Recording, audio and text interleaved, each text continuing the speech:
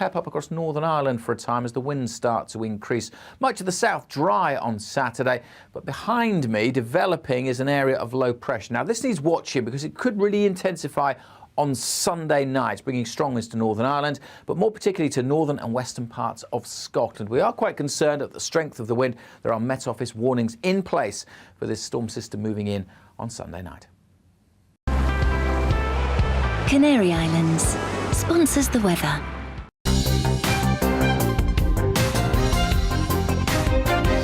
You're watching GB News live across the UK and the world on our digital stream. GB News is Britain's news channel. We are the UK's home of discussion and debate from all perspectives. We are here for you. Don't forget to join our YouTube community by clicking on that subscribe button.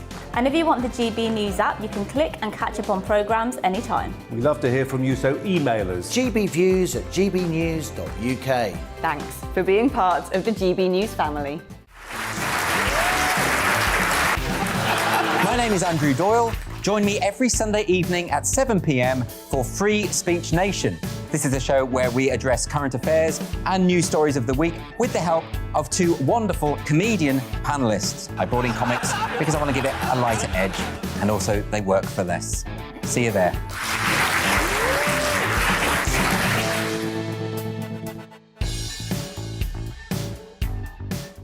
Join my show Farage, 7 p.m. till 8 p.m. Monday through Thursday. And there you will get opinion, analysis, debate, and I'll cover stories that nobody else dares to touch. And then for the last 15 minutes, talking pints. We're over a drink. We have a civilised conversation with someone. We very often disagree, but we do it in a grown-up way. Come and join me on Farage.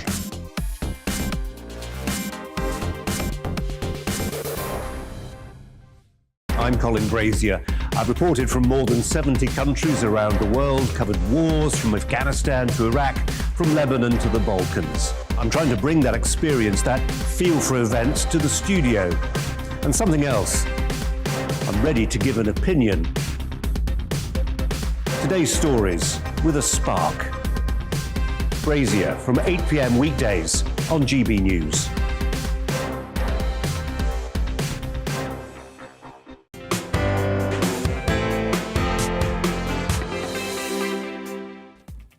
Hello and welcome. I'm Nana Akua. And for the next 2 hours, me and my panel will be taking on some of the big topics that are hitting the headlines right now. This show is all about opinion. It's mine, it's theirs, and of course it's yours. We'll be debating, discussing, and at times we will disagree, but no one will be cancelled. So joining me today, it's writer and commentator John Gaunt, and also former Liberal Democrat MP Lembit Opik. But first, let's get your latest news headlines.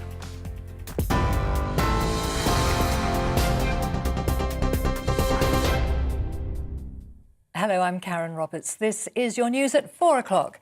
The independent body responsible for handling complaints against police forces is considering reopening the investigation into serial killer Stephen Port. An inquest found officers in East London missed opportunities to catch Port, and mistakes probably contributed to the murders of 4 young gay men. He's serving a whole life sentence, which began in 2016. Families of the victims say they're devastated at the new findings. What we suspected to be true, which was, you know, these 3 boys could have been still walking around today had they have investigated Anthony's properly. And they're not, and that is a huge tragedy. Sir Keir Starmer says the Prime Minister is not fit for office and trust is at an all-time low.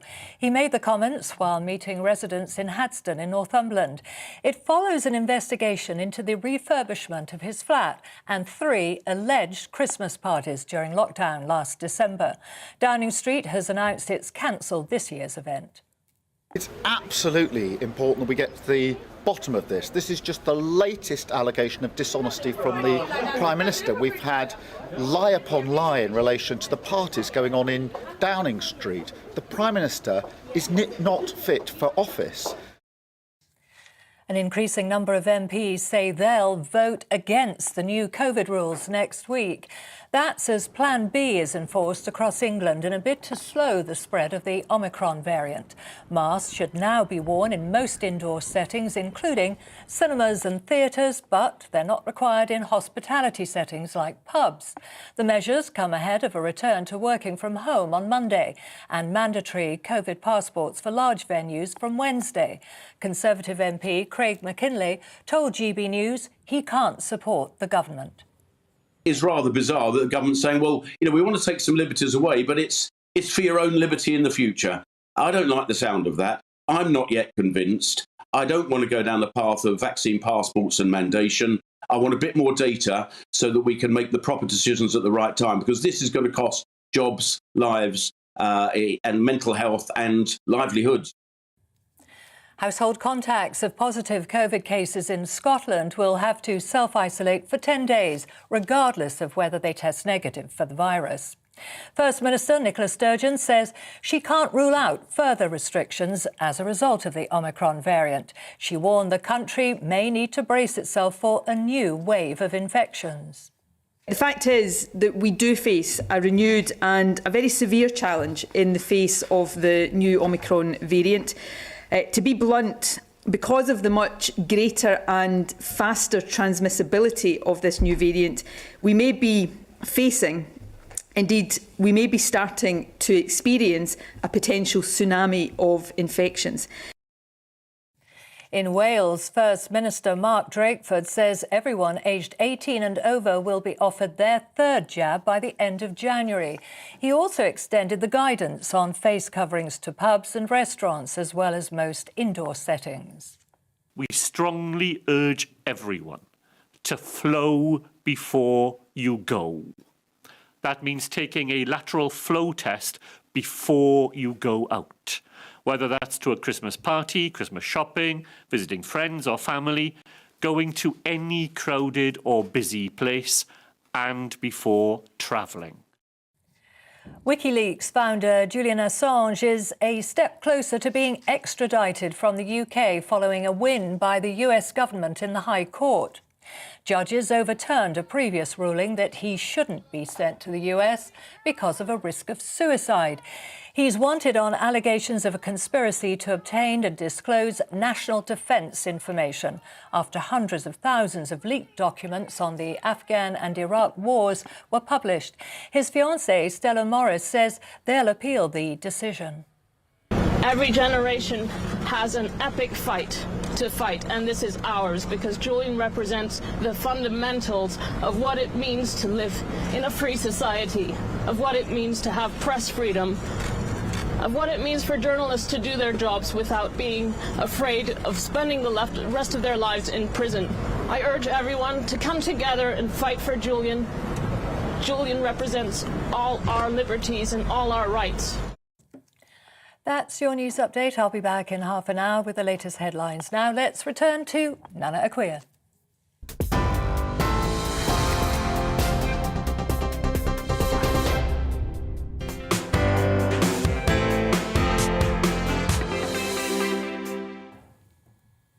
Why do I feel like I'm being force-fed? What's wrong with this picture? On the front page of every newspaper yesterday and on all of the media, there was and still is an obsession with this so-called party or loads of parties that may or may not have happened a year ago in the midst of COVID restrictions. Every news outlet was talking about it. In fact, that's all they really talked about. Look, I'm no fan of rule breakers. I'm an advocate of wearing masks, social distancing, vaccines, etc., etc., etc., and even chuck my hand in to support vaccine passports if, and that's if, there was any proof that they were actually working. But the rules were there to keep us safe. And let's be honest, who didn't bend them just slightly? In the meantime, real things are happening to real people right now. So, like the problem with people arriving here in the UK after crossing the Channel via dinghies, the Nationality and Borders Bill is silently passing through. There's been storms in Scotland and people without power, which we breezed over. Petrol prices still sky high despite the wholesale price falling. Energy companies going bust. On my last count, that figure was at 28, with more suspected before the year is out. Do we have enough lorry drivers now? What about healthcare staff and social care? What are we doing about that? Have we forgotten little Arthur Labinjo Hughes? That was only last week. And we're still dealing with COVID, the new Omicron variant, and, of course, bird flu now has chucked its hand into the ring. There's an elephant in the room, and if you care to look and stop yourself from being blindsided by all the unyielding coverage, you'll see it. When I listened to PMQ's midweek, the question that was picked up was this one. How does the Prime Minister sleep at night? What a rubbish question. Here's a real question. Why did the person who leaked this information about the party wait until now? Why would they sit on this information for a whole year? Come on, people, something doesn't smell right, seriously. Yes, I understand that we, the people, made sacrifices. We couldn't see our loved ones and restrictions caused a whole heap of misery. But it was to protect ourselves. If a load of stupid people, and let's face it, there were loads, don't follow the rules, especially rules which they themselves have created because they think that COVID won't affect them, they're wrong. Boris himself got COVID and almost died. COVID is a virus. It will do what it wants. It doesn't care whether you have broken a rule and given it an opportunity to spread. It just wants to infect people. Yes, I do believe that people who break the rules should be punished. But how big a story is that? And why weren't they punished a year ago? And does it really warrant the almost blanket coverage it received? I have no allegiance to any political party, but you only need to look across the pond and see the knee-jerk reaction and the hate for Trump, which has led to anyone but Trump getting in. Well, Sleepy Joe has his hand on the tether now. Are you impressed? You did see his handiwork in Afghanistan and the fact that he either looks asleep or is actually asleep. I'm afraid this is politicking to the extreme. I have no idea what charisma bypass Keir Starmer and his party stand for, but distractions like this help him avoid explanation. So be careful what you wish for.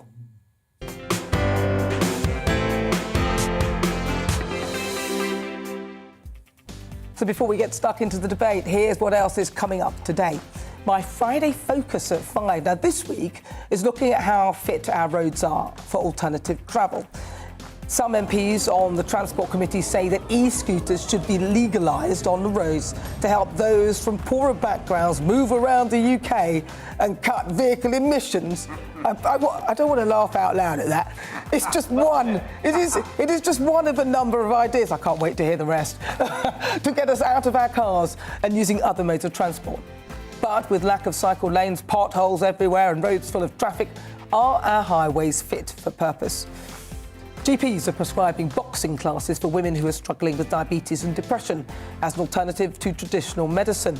I'll be speaking to professional fighter Kelly Haynes to find out why boxing can improve your health. And the great British debate this hour. The Health Secretary Sajid Javid says that mandatory vaccination would be unethical. Countries like Austria are already doing just that. So I'm asking, are you in favour of mandatory vaccination? Tell me what you think on everything we're discussing. Email gbviews@gbnews.uk or why not send me a tweet at gbnews. Right, let's get started. Welcome to my panel, writer and commentator John Gaunt and also former Liberal Democrat MP Lembit Apik. Hello. Hello, welcome. Good afternoon, Good Ma'am. afternoon. Good afternoon. Good to see you. Now, I thought we've got to talk about this whole thing about Boris. I've got to start with you, Lembit, because you're ex-MP, Liberal Dems, you know, who I don't know what's happened to them. Where have they gone? I don't know if I'm even in them anymore. No, you're not in them. Do they exist? Well, anyway, let's carry on. Yeah, no, I don't know. What colour are the Liberal Dems? Are they yellow, orange? I mean, do they know? They're green with envy, I think, for the coverage that Boris Johnson's getting at the moment. Very good, nice. So what do you make of it then? Because literally, it was everywhere. I agree with a third of what you said and disagree with two-thirds of it. The third I agree with is it's a trivial issue in terms of the big issues. Yep. And the fact that Keir Starmer is hiding behind it. Everybody knows I don't really rate him as a leader. And so he's just going along with the bandwagon. Where I disagree with you is it's a big issue for one reason. If Boris had said what you said, well, we all bend the rules a little. If he turned to the cameras and said, look, I'm not going to legislate, but use your common sense. Let's try and save lives, save your gran, and don't do this and that bad thing, then it's different. But he and his team are the ones who told us what to do. Now, you made another very interesting point there. They've been sitting on it for a year. There's an internal game being played here. Yes, why are they sitting on it for a year? I have my suspicion about who's leaked this. But Boris is in trouble, and I like him as a person. He's in trouble because of the extreme measures he's been pushing us towards, and the flip-flopping on it as well. And eventually the public's had enough. Boris isn't in trouble. Yeah. Boris will not be removed from office. This is just the Westminster bubble, which, the greatest respect, I like you a lot, Lembit. You are part of it, really. There is no, and I don't want to use the term cut-through, but there is no cut-through. When I speak to my mates who work at the JAG outside Coventry, this isn't anywhere near their agenda. And as for the parties, that was the SPADs, that was the young kids who write the policy. What we should be doing is not allowing anyone to be a special advisor until they're at least 35 and they've experienced life. That's why we got this stupid green policies being put forward. The MPs are scared of them. So it was the SPUDs who were having the party. It wasn't Boris Johnson. No one's saying Boris was there. Let me finish. I've got to have my point. The simple facts are this. If you live in the real world, loads of people bought and built sheds in their gardens and had a few people around for a few tinnies, right? Loads of people, real people. The people I'm talking about who work in car factories in the Midlands where I come from, right? They did it. They bent the rules. They also took a lot of caution. I never went to one of these things. I can say it with my hand on my heart, if I could find it. I was going to say, your heart's on your shoulder, really? It's up there. I was trying to miss me one. There's some truth. There's some truth from you, Mr. That's what I'm trying to say about this situation. This will not affect Boris. If he comes through the next few bits, it'll be fine. And the sight of seeing the arch hypocrites, because I'm nice, I'm not going to name them, two reporters in particular, firing questions at him day after day after day about these parties when they got suspended from work because they'd had a party for 6 months. This is the thing, you see. And whilst I respect, yes, OK, I know people lost loved ones. I know that people went through it. We all went through a nightmare. Yeah. You know, and I sympathise with all of that. But my point is this. Well, you know, this party was a year ago. If it was really that bad, why on earth did this person, whoever's brought it out, bring it out now? OK. Talk about it then, and then we'll be interested. Right, first of all, conspiracy. There's a conspiracy, in my view, to get rid of Boris. To bring Boris down. Of course, we can see We're settling scores here, and you don't have to be a genius or follow politics actors who think, who might not like Boris right now? The second thing is... We can make a list, that's the problem. You can, but it's not a very long list if you want to work out who would have all this information. The second thing is, my mother died in July, didn't die of COVID. I only saw her on her deathbed. Yeah. Now, for me, this matters. Why? Because I've not been perfect in following the rules. I don't pretend I've been perfect in following the rules, but I've done my best. And that was a biggie for me. Yeah. Now, while this has been going on, I had to not see my mother for a year and a half, the last year and a half of her life, apart from the last 10 days, and the hospital was brilliant. They made a judgment. But meanwhile, it looks terrible that they were smirking about the fact that they weren't social distancing. Well, look, yes, I mean, look, we all, you know, I'm very sorry to hear about you know about this. And with regard to, you know, the social distancing and all that, but you didn't go and see her to keep her safe, right? So whether they had said this or had a party or not, you still wouldn't have gone because you wanted to keep her safe from COVID. You wouldn't have gone, oh, well, they're having a party, so I'm going to go and see her anyway. But you wouldn't have done that. That's not the issue, right? But the point is this, is that you follow the rules to protect yourself and those around you. Yeah. So if they don't want to follow the rules, even though they've given you some good advice and they haven't followed it, and actually, as John said, it was some young people who were just, you know, messing around and doing whatever it is, and Boris wasn't actually there. You know, listen, I've had my people I know, I had a party when my parents weren't there and they didn't know about it, and they're in their house. Not quite true. Right, OK. What you say might be true. Let's look at what happens about the 13th of November 2020. Was Boris there or not? Now, I've talked about that before. What? Bigger point here. You can both decide it's a safety issue, OK? I lost my seat, not because I was doing a bad job as an MP, but because people didn't like my personal life. They didn't like the cut of my jib when it came to the media. It depends whether you are we talking about what should happen or what will happen. Maybe Boris hasn't broken the rules. He probably has, but maybe he hasn't, okay? Fundamentally, it looks really bad. But you know what? You know what? I feel like I'm on the BBC now, Lembit. We don't want to, because we don't want to keep on talking about this policy. And all these people who are trying to get rid of them, who are they going to put in place? Exactly. I agree with Nana in a monologue. You better be careful what you wish for, because one of the suggestions is Liz Truss, who's had a charisma bypass. The other one's Rishi. He's too inexperienced. They need Boris. Boris is the one who gets them votes. And all these idiotic backbenchers, oh, I'm going to vote against it. Oh, there's at least 60 people. You mark my words, come Tuesday or Wednesday, whenever the pathetic vote is, they won't do it. Do you know why? Because they want to keep their jobs. And they know that Boris is a winner, just like Maggie Thatcher was. Maybe he is, but that's not the issue. The public may not like what's going on. The public don't care. If only, you see, I think you're out of touch. I think that the public, whilst we don't really like people breaking rules that we're following, at the end of the day, it's hardly, you know... OK, have a survey. Well do one of your surveys. Well, we've got to check. Do one of your polls. To come, though, after the break, it's time for the great debate. Get in touch. Let us know what you're thinking about that, because we'd love to hear your thoughts. Are you in favour as well? We're discussing this later on, of mandatory vaccination. The Health Secretary, Sajid Javid, says it is unethical. So I'm asking, would you welcome it? Send us an email, gbviews@gbnews.uk. Tell us what you think. You can also tweet GBNews at GBNews, and the poll up right now is asking that question. You need to cast your vote, but first, it's the weather. It's time to remind ourselves there's always another winter. Canary Islands sponsors the weather. Hello again. Cold out there at the moment. It will be turning milder through the weekend, and it's also potentially going to get very windy in the northwest on Sunday night. Most of us will see some rain tomorrow. That's going to come from this weather system slowly edging in from the Atlantic. Weather front out in the North Sea, that has cleared away, and it's left us, well, most of us with some sunshine during Friday, but showers have been coming in, and they'll keep going this evening into Wales and northwest England. Elsewhere, most places dry with clear skies, and as the winds ease down, we will see a frost in quite a few locations through this evening. By morning time, though, temperatures in the west will be rising because that weather front we saw earlier will be pushing in. But certainly a cold and frosty start across parts of northeast England and eastern Scotland. Some sunshine here, though, to start the day, but further west, grey and damp. A dismal morning for Northern Ireland, that rain spreading into Scotland. Bit of snow on the tops of the hills, and then that rain pushes into northern England, Wales and southwest England during the course of the day. It doesn't quite reach East Anglia and the southeast until after dusk, so most of the day dry here, but it will be cold in eastern areas, 5 or 6 at best, whereas further west we'll eventually see temperatures getting up into double digits as things turn milder. That milder but wetter weather spreads to all areas on Saturday evening. The rain could be heavy for a time across East Anglia and the southeast during Saturday night. Easing off along the south coast, and clearer skies across Scotland and Northern Ireland lead to a largely dry start to Sunday here.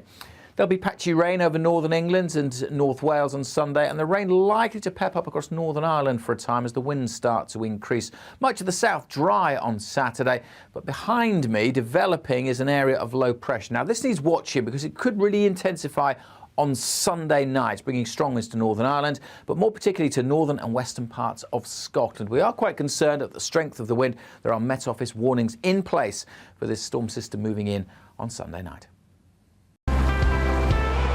Canary Islands sponsors the weather.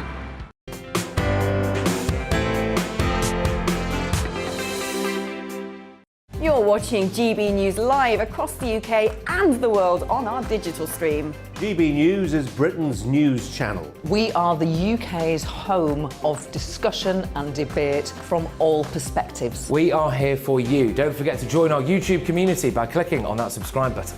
And if you want the GB News app, you can click and catch up on programmes anytime. We love to hear from you, so email us. gbviews@gbnews.uk. Thanks for being part of the GB News family.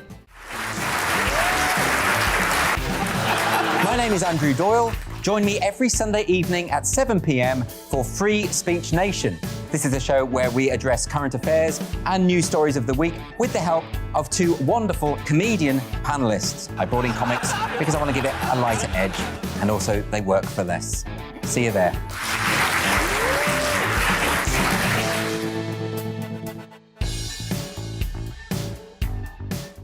Join my show Farage, 7 p.m. till 8 p.m. Monday through Thursday, and there you will get opinion, analysis, debate, and I'll cover stories that nobody else dares to touch. And then for the last 15 minutes, talking pints. We're over a drink. We have a civilized conversation with someone. We very often disagree, but we do it in a grown-up way. Come and join me on Farage.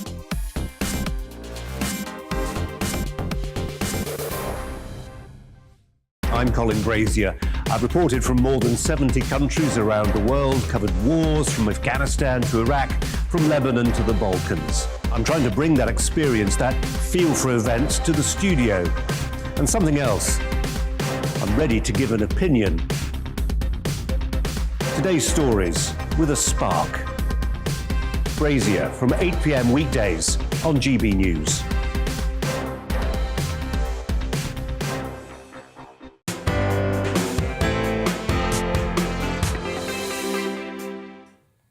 Good afternoon. It's time for the Great British Debate this hour. Now, the Health Secretary, Sajid Javid, says that mandatory vaccination is unethical. Frontline NHS staff and those who work in social care will have to be vaccinated from April, but the Health Secretary said that he had no plans to introduce mandatory jabs to the public. Austria will make vaccines compulsory in February, and they're now planning on fining people who aren't jabbed. Boris Johnson said that we should start the national debate on this, so that's why I'm asking, are you in favour of mandatory vaccination? I'm joined by Professor of Psychology and Health at Manchester Business School, Professor Sir Kerry Cooper. So, Kerry, do you agree with the Health Secretary? Well, to be honest with you, Nana, I'm for vaccines like you are. I think we need them, absolutely. We have to incentivize people to take them. I'm very much for vaccine passports because that's a way of doing it. So if you go to any event, big event, like a football match or whatever else, you should be showing your vaccine passport. That's a way of incentivizing people and thinking of various ways of doing it, even through media, and doing it that way too, by saying, hey, look it. It's not just about your personal freedom. It's about the freedom of your grandparents. It's about your kids, about your relatives and friends and neighbors. And we have to do everything to protect everybody. It's just not about you and what you think is your personal freedom. On the other hand, I'm not necessarily for mandatory vaccines, except for healthcare workers, social care workers, and people where other people are at risk. I think that's important because that should be part of your job. You're part of your job as a nurse, as a social care worker, is to look after the health and well-being of the people you're looking after. And where that's the case, I think that's part and parcel of your job. And so I think obviously I think it's a part of a job, and therefore that should be mandatory. For the general public, I'm not really in favor of that, but I'm in favor of ensuring that if you decide you don't want to have a vaccine and that has implications for other people, where there are a large number of people going to events and situations, you should not be allowed to go in unless you take a vaccine. And that's where I stand. I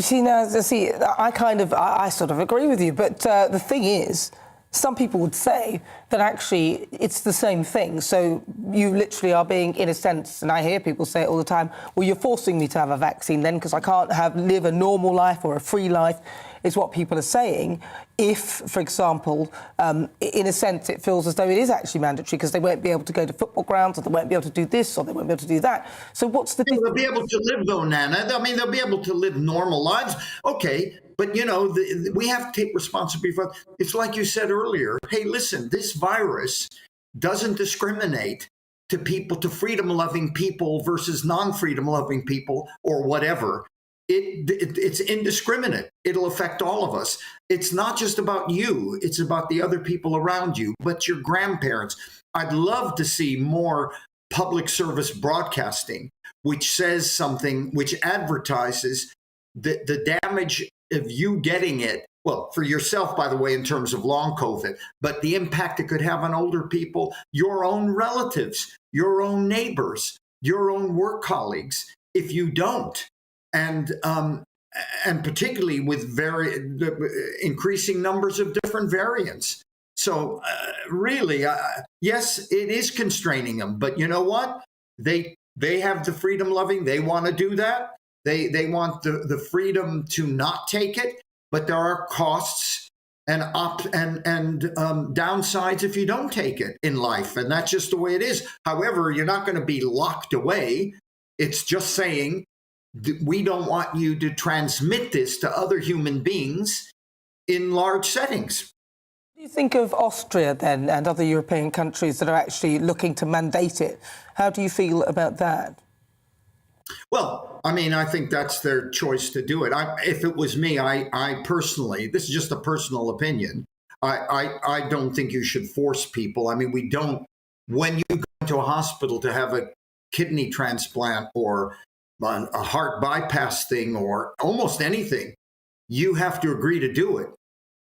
And, you know, I think that's probably important, that you have the right to say, well, I don't want this happening to my body. But when you say that in those kind of scenarios, it could be your life that's at risk. In terms of a virus, it's other people's lives if you decide not to take a vaccine. You could get it, but that's your right to say, I don't want it, and I might get it and die or get long COVID. But you know what? It's not just about you. You're affecting other people's lives. Thank you. Well, listen to Karen Cooper. Thank you so much for joining us as Professor of Psychology and Health at Manchester Business School. Well, let's now talk to Dr. Alberto Gabellini. Oh, I can't say that. Sorry, you'll have to correct me on that. A Senior Research Fellow at the University of Oxford Centre for Practical Ethics. Alberto, how do you say your last name, first of all, so I can say it nicely? So that's Gabellini. Gabellini, crack, it's nothing like what I said. Beautiful name. No, I'm going to stick with your first name, Alberto. Would you say that mandatory vaccine is unethical?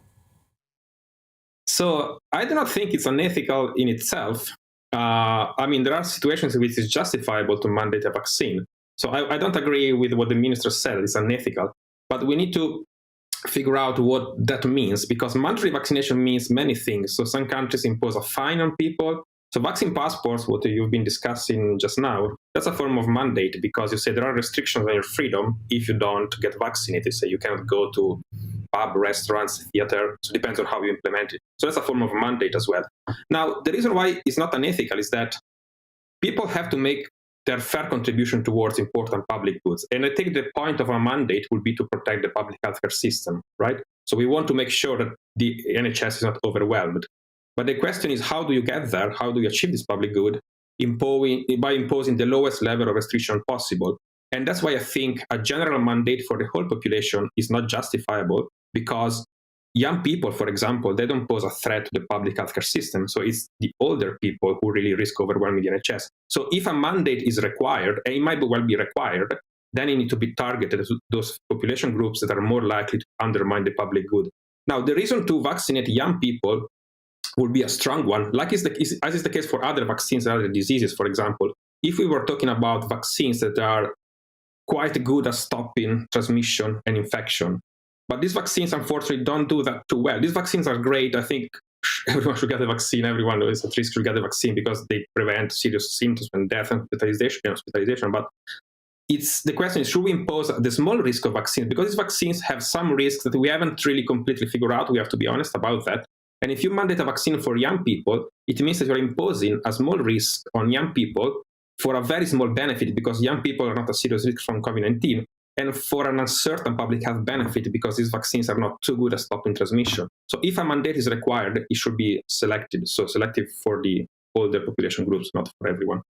Okay, so you're in favour of it, but for the older groups, the more vulnerable, and those who will benefit from it the most. So I think ethically that's what's required, yes. Well, so you basically would draw the line at where it becomes more sort of dangerous for the person to have the vaccine than it would be to catch the disease? Yes. Because that's the lowest levels of restriction that will allow you to achieve the public good, like protecting the NHS. I was to ask you to give me an age then for the COVID-19 vaccine. Where would you mandate it from? What age?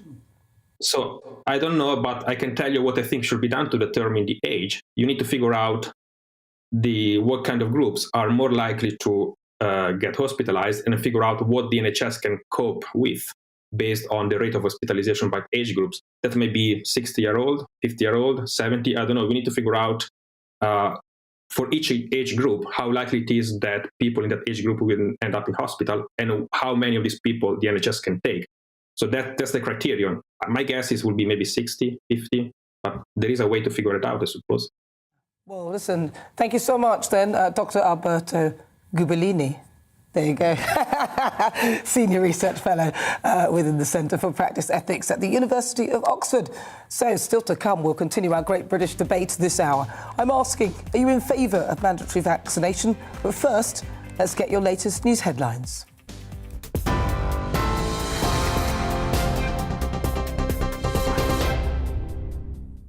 Hello, I'm Karen Roberts. Here are the latest headlines. The independent body responsible for handling complaints against police forces is considering reopening the investigation into serial killer Stephen Port. An inquest found officers in East London missed opportunities to catch Port, and mistakes probably contributed to the murders of 4 young gay men. He's serving a whole life sentence, which began in 2016. Sir Keir Starmer says Boris Johnson is not fit for office and trust is at an all-time low. He made the comments while meeting residents in Hadston in Northumberland. It follows an investigation into the refurbishment of the Prime Minister's flat in Downing Street and 3 alleged Christmas parties during lockdown last December. An increasing number of MPs say they'll vote against the new COVID rules next week. That's as Plan B is enforced across England in a bid to slow the spread of the Omicron variant. The measures come ahead of a return to working from home on Monday and mandatory COVID passports for large venues from Wednesday. Household contacts of positive COVID cases in Scotland will have to self-isolate for 10 days, regardless of whether they test negative for the virus. First Minister Nicola Sturgeon says she can't rule out further restrictions as a result of the Omicron variant. In Wales, First Minister Mark Drakeford says everyone aged 18 and over will be offered their 3rd jab by the end of January. He also extended the guidance on face coverings to pubs and restaurants as well as most indoor settings. WikiLeaks founder Julian Assange is a step closer to being extradited from the UK following a win by the US government in the High Court. Judges overturned a previous ruling that he shouldn't be sent to the US because of a risk of suicide. He's wanted on allegations of a conspiracy to obtain and disclose national defence information. His fiancée says they'll appeal the decision. I'll be back at the top of the hour with a full news update.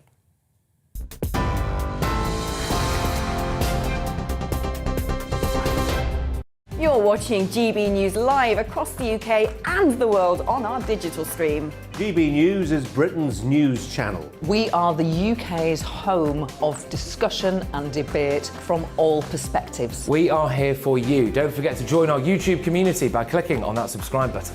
And if you want the GB News app, you can click and catch up on programmes anytime. We love to hear from you, so email us. gbviews@gbnews.uk. Thanks for being part of the GB News family. My name is Andrew Doyle. Join me every Sunday evening at 7 p.m. for Free Speech Nation.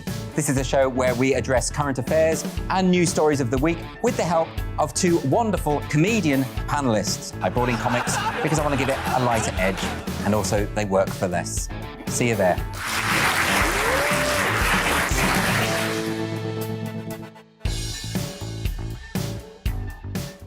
Join my show Farage, 7 p.m. till 8 p.m. Monday through Thursday, and there you will get opinion, analysis, debate, and I'll cover stories that nobody else dares to touch.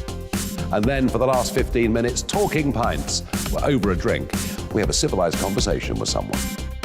We very often disagree, but we do it in a grown-up way. Come and join me on Farage.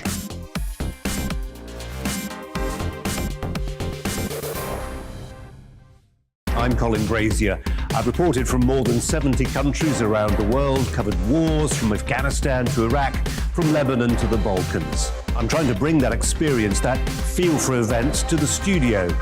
And something else. I'm ready to give an opinion. Today's stories with a spark. Brazier from 8 p.m. weekdays on GB News.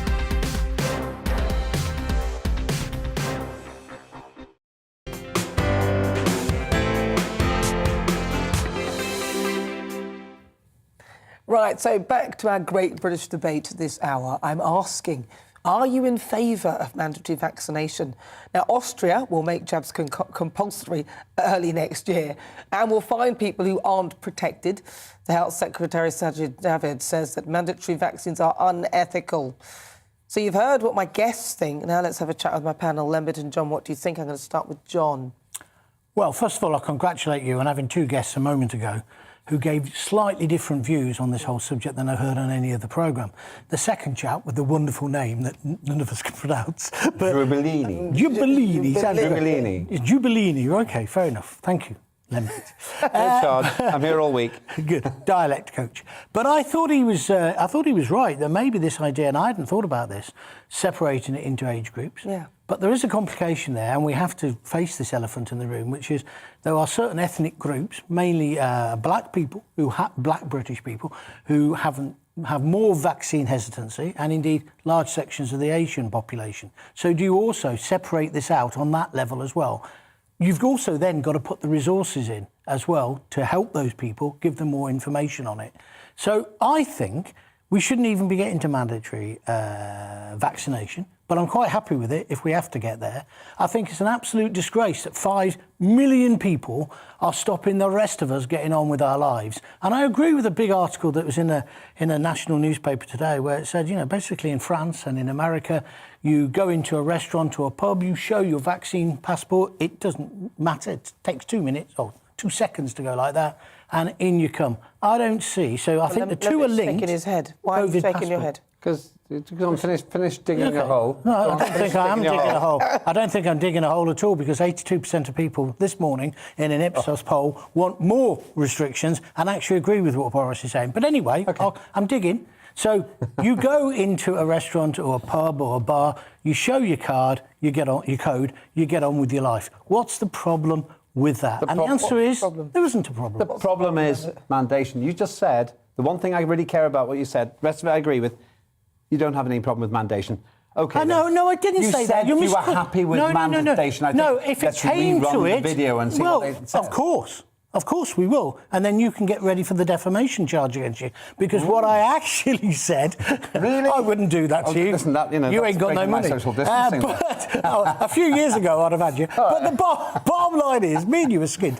Otherwise, we wouldn't be here at 4 o'clock in the afternoon. Come on, get on with it. The bottom line, what I'm trying to say, Lembit, is if it came to it, I wouldn't be that upset about it. Well, I am. But don't focus on that. Look at the whole argument. Why? Simply, okay. Right. I don't have an issue with sensible vaccination. For crying out loud, I had the disease, I had AstraZeneca twice, I had Pfizer, which really had a negative effect on me, the booster, but I did it all. Do you have a problem with the passport? I haven't got a problem with the passport because I travel. And no, internally. Wait a minute. I travel, and so the principle I've already set is that I'm willing to show that, for example, when I go through an airport. What I have a really big issue here with is mandation. Why? Because I don't want the state to have the right to invade my body, even if it's a good idea for me to have it, because where does it end? Why don't we just take this to the logical conclusion? Let's ban fatty foods, let's ban meat, let's ban alcohol for sure, certainly make it illegal to smoke, as it seems to me New Zealand's doing, because all of those things will probably save lives. I've got the right to make bad decisions about my health, because that's what a democracy is about. And I just think that mandation, and you've pretty much said you agree with this, John. No, you're twisted. Well, OK, then you can tell me I'm wrong. I disagree with mandation because that hands my body to the state. I just want to go back to some of the examples that you gave. For example, drinking. If you drink a pint, if I drink a pint, somebody around me isn't going to drink that pint as well, because whilst I'm drinking it, you see, they're not going to get infected by something from the pint that I'm drinking. See, so mandating the vaccine is simply trying to create a situation where you're protecting people around you. That's the idea. I know that the vaccine doesn't completely prevent transmission and spread of the disease, but it does help with it. Talking about and although smoking, obviously the famous Roy Castle, the secondary smoking, I can understand that. And I think it's a good idea not to have smoking in enclosed places. I'd ban that. However, it doesn't make you want to smoke. does it? It's not the same thing. If you pass this virus on, but I want to go back and I want to put you on the spot because you like to misquote me and make out I'm the devil's advocate or whatever. So here's the question. Would you, very good film, do you believe that we should have COVID passports? Say, I mean, in the rare occasion you invited myself and Nana for a drink after the show. If we walked into the boozer outside the studio, I'd be quite happy to do that. I think Nana would as well. I wouldn't really care. It wouldn't make any difference. Would you? Yes, on a temporary basis. Right, so you do believe in COVID passports? But yes, and I've said to you already, I go through an airport with the Internally, PCR. though. Can I just say, the principle is the same. Yeah, but this whole thing about vaccine passports and mandating vaccines, as the doctor said, it depends what you mean by mandating. Okay? Yes, it does. So, and I actually hadn't thought of that, and he is absolutely right. So, if it means that you can't get into a bubble or a pub or wherever it is without showing a vaccine pass, that is mandating the vaccine. Okay. See, even so, that's the same thing. So if you put this to your travelling, which you've been travelling and everything, and you've got your passport and it says you have to have this, this, and this, you've not had a problem with it. This isn't anything new. Okay. Well said. You're quite okay. Yellow fever and stuff like that. You don't get allowed into some countries No, unless they'll never let you in. You won't get into any country now Right. if you haven't got a COVID passport. Okay. Yeah. Now, but here's the bottom line. There's a world of difference between being excluded from certain activities or being forced to hand your body over to certain procedures. Such a dramatisation. Lembe, you are a drama queen, darling. Okay, why don't you say this to the Jehovah's Witnesses then? Well, why do you tell the Jehovah's Witnesses? Because they're a minority group, and I think. Oh, so it doesn't count? No, it doesn't count. You don't They let don't anyone want finish anybody- the point. You're not in the house now. Go on. Do I need to remind you? Answer. Order. You started it. Let's go back to the main point, which is mandatory will not necessarily, although I like the way the chap explained it. He explained it well, didn't he? However, and then you get other people, particularly on the station, who go, oh, that's coercion. Well, I ain't got a problem with coercion if it's making people do the right thing. But where do you draw the line? So where you draw the line is, hopefully, out of that 5 million people, more people get vaccinated. Therefore, the overall situation is improved. That's not where we are. Why are we pretending that these 5 million evil people are the problem? They're not evil, they're just thick, stupid and ignorant. Okay, right, thick, stupid and ignorant. Let's see. I see Come on, the fact that we're all going to be forced into boosters forever. No, I don't buy into that. Maybe, hopefully, my plan is that hopefully we'll get a universal COVID vaccine and we won't have to keep doing this. But let's see what you think at home, because I'm asking whether you're in favour of mandatory vaccines, and lots of you have been getting in touch with your views on this. Now, Eric says we should get a referendum. This way the people choose and the case will be closed. Yeah. That's a good point, but you've seen what happens with referendums. People say, no, can we do it again? Best of three. John says it was never described as mandatory during the 1950s or 60s. We just joined the queue and avoided various afflictions. Nowadays, there are so many oddities avoiding the queue. Well said. Yeah, exactly. See, Marcus says no, but let's see some facts about the severity of this deadly variant. That's a fair point. All we hear is it's highly transmissible and super mild. Why is there so much panic?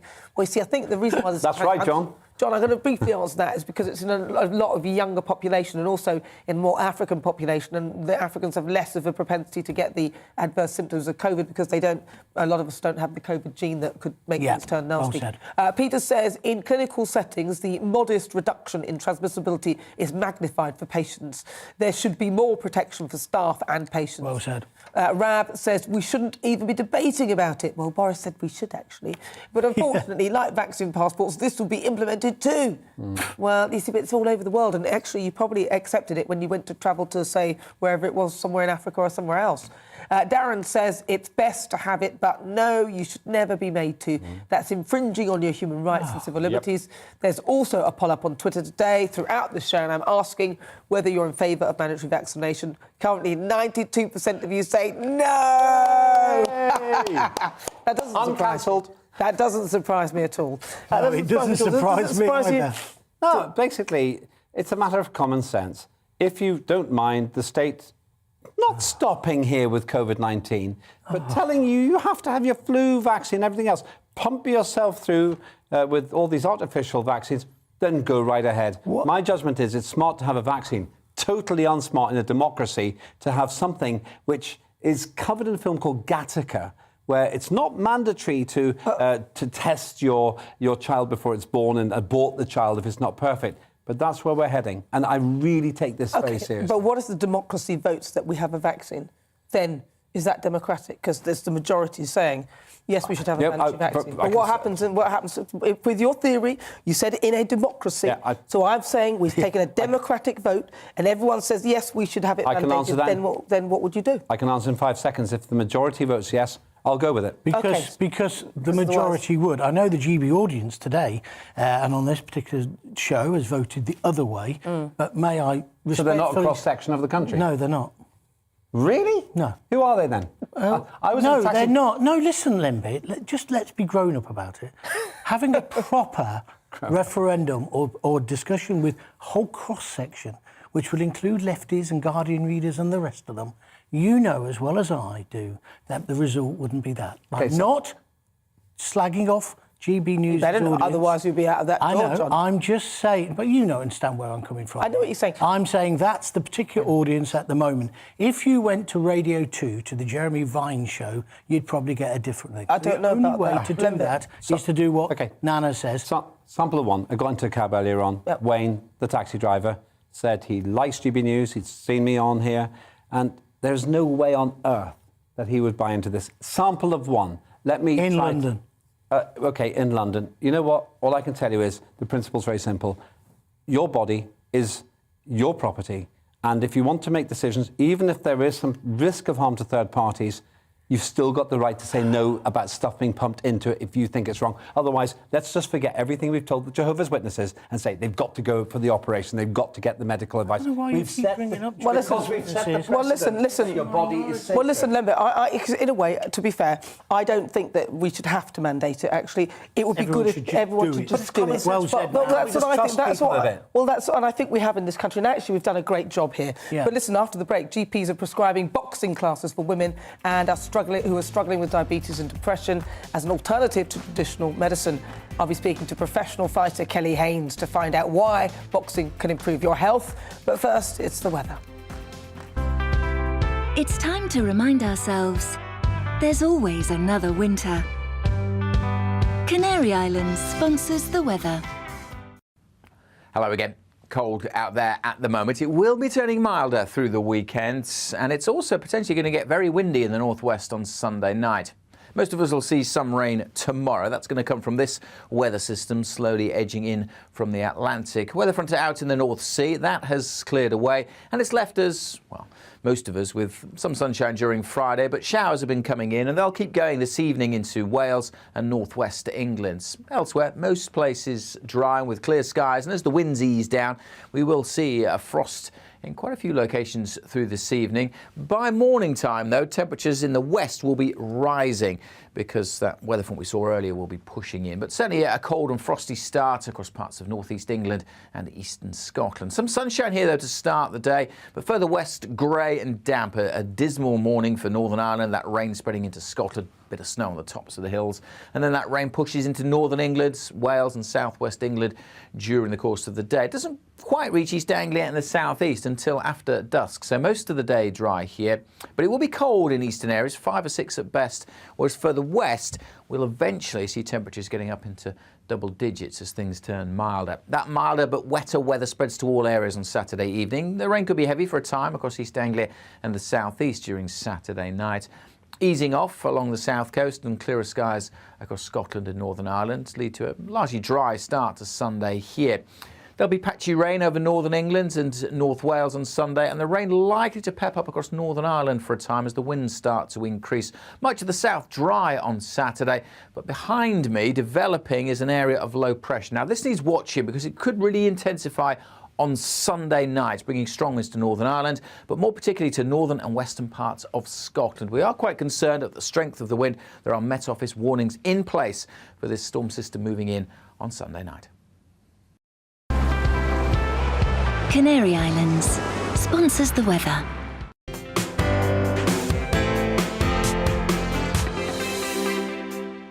You're watching GB News live across the UK and the world on our digital stream. GB News is Britain's news channel. We are the UK's home of discussion and debate from all perspectives. We are here for you. Don't forget to join our YouTube community by clicking on that subscribe button. And if you want the GB News app, you can click and catch up on programmes anytime. We love to hear from you, so email us. gbviews@gbnews.uk. Thanks for being part of the GB News family. My name is Andrew Doyle.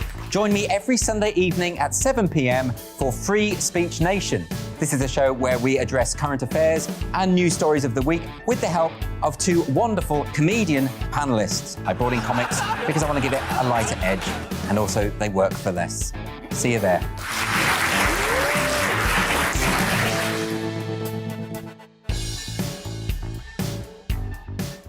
Join my show Farage, 7 p.m. till 8 p.m. Monday through Thursday, and there you will get opinion, analysis, debate, and I'll cover stories that nobody else dares to touch. And then for the last 15 minutes, talking pints. We're over a drink. We have a civilized conversation with someone. We very often disagree, but we do it in a grown-up way. Come and join me on Farage.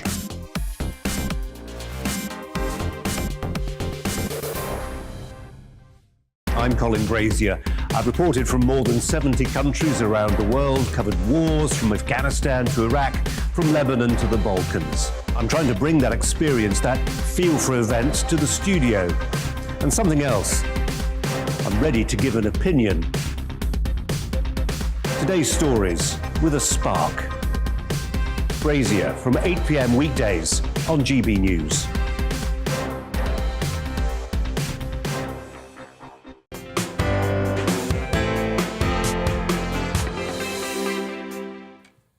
Good afternoon, this is GB News. I'm Nana Akua. If you've just tuned in, where have you been?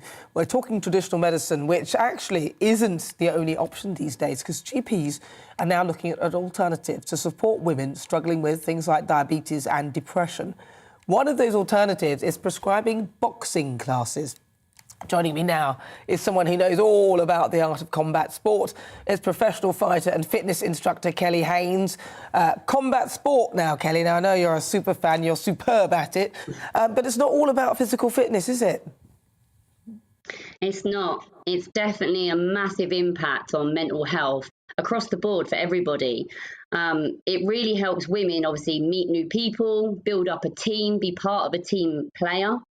And obviously the side effects of health with women of all ages, improving the cardiovascular, strength, coordination, agility, balance, which obviously is very important in everyday activities. But yeah, it definitely improves people's mental health, because when you train, you let off a hormone, which obviously that will, the hormone is called dopamine, which makes you happy. It makes you feel really good about yourself. So you're good after training. And that's a massive part, obviously, in training. It's not just a health thing. It's about feeling good about yourself and being part of a team. Now, Kelly, well, watching you fight, which one are you? Are you the one in the white? I'm the one in white there. Yeah, that's it. I'm still in white. I'm yeah, still go in on, white. go on. Oh, God, that must have hurt. I'm in black now. I'm in black. You're in black? Wow. The black sports bra. Now I'm in white. Wow. So obviously people wouldn't probably do that, but I could imagine that, you know, the art, if you had like a punch bag and you're in a bad mood or you're feeling a bit depressed, just to lay into that punch bag. What does it feel like when you're punching into stuff and kicking things? It feels amazing. When you've had a bad day in the office, it's one of the best medications you will ever have. It's funny, isn't it? They're only just... When you're doing the sport, there's two different ways here. There's what you're saying about doctors trying to get women to do boxing, which obviously, yes, it helps with their mental health and their physical health. But there's obviously the other side, which is combat sport, which is people that obviously want to progress, want to, turn into a fighter and want to go down a different stream. So there's two different journeys there, and you need to make sure they're not led into the wrong journey, because obviously being a fighter is head trauma, is head contact, physical health and mentally feeling better about yourself and improving that is going to be combat sport where you're hitting a bag or holding pads. So you need to be sure making that correctly. Now, you see, people looking at you might think, yeah, it's all right for her. She's, what, 25, something like that. How old are you, Kelly? I don't mean to be rude, but you look good for your age, so I think you should shout about it. Are you ready for this? I am 38. And I didn't even start this sport until I was 30. So I was a property manager. My nan passed away and I suffered with mental health. And that is the whole reason that I got back into combat sport. Combat sport turned into me starting to kickbox, and then I become a professional fighter. So my journey is literally starting from a single mum property manager that needed a drive and a commitment and dedication to try and distract me from what was going on in my life. And that opened a whole new perspective on life of me becoming a professional fighter, becoming a fitness instructor, qualified, now running my own business, having a full-time academy, fitness and kickboxing for women only. And basically, that's where I am today. And that was all through making the decision of going into combat sport because I was feeling so low in my life. Wow. So, listen, if people want to find out more about you, Kelly, are you on social media or where can they find you? Yeah, I'm on Instagram, Kelly Haynes Officials. You can find me, Kelly Haynes Officials, on Facebook. Enigma Fitness MK, I will be on my website, so you can obviously link to find out, meet the team, come down for a free trial session. But I must say, like, it's been a tough couple of years. There's a crazy little tiny bug going around at the moment that's causing a big impact to the world. I've had some amazing sponsors to keep me going and being able to run projects to actually go into schools now and help secondary schools with anxiety, depression, vulnerable children. And that program will be launched massively in 2022 called Touch Gloves. And this is all due to my sponsors believing in myself to be able to progress. So I just want to say a big thank you to TNC Recycling, ARG Landscaping, Code Breakers CAF, and RAC, which is Rapid Aid for Competitive Events. Like, my sponsors behind me believe in me, enables me to reach out and help the community more. So if anybody has any questions and wants to train, please feel free to contact me. Well, Kelly, listen, thank you so much for joining us. It's lovely to talk to you. That's Kelly Haynes. She's a professional fighter. You're watching me, Nana Akua, on GB News. More to come in the next hour.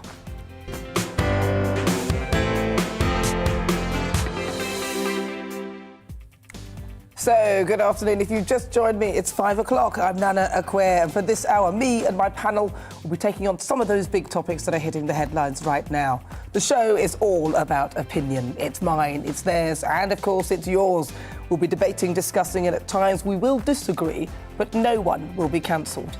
So joining me today is writer and commentator John Gaunt, and also Liberal Democrat MP Lembit Opik. Still to come, my Friday Focus at 5. Now, this week is looking at how fit our roads are for alternative travel. Now, some MPs on the Transport Committee say that e-scooters should be legalised on roads to cut vehicle emissions. It's just one of a number of ideas to get us out of our cars and using other modes of transport. But with the lack of cycle lanes, potholes everywhere and roads full of traffic, are our highways fit for that purpose? And the Great British Debate this hour. The Foreign Secretary says that Britain should be proud of its history, warts and all. In a speech at Chatham House, Liz Truss said that our history makes us what we are today. So I'm asking, should we be proud of British history? Email gbviews@gbnews.uk, or why not send me a tweet at gbnews. But first, let's get your latest headlines.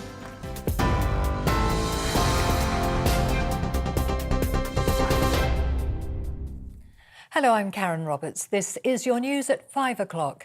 The independent body responsible for handling complaints against the police is considering reopening the investigation into serial killer Stephen Port. An inquest found officers in East London missed opportunities to catch Port, and mistakes probably contributed to the murders of 4 young gay men. He's serving a whole life sentence that began in 2016.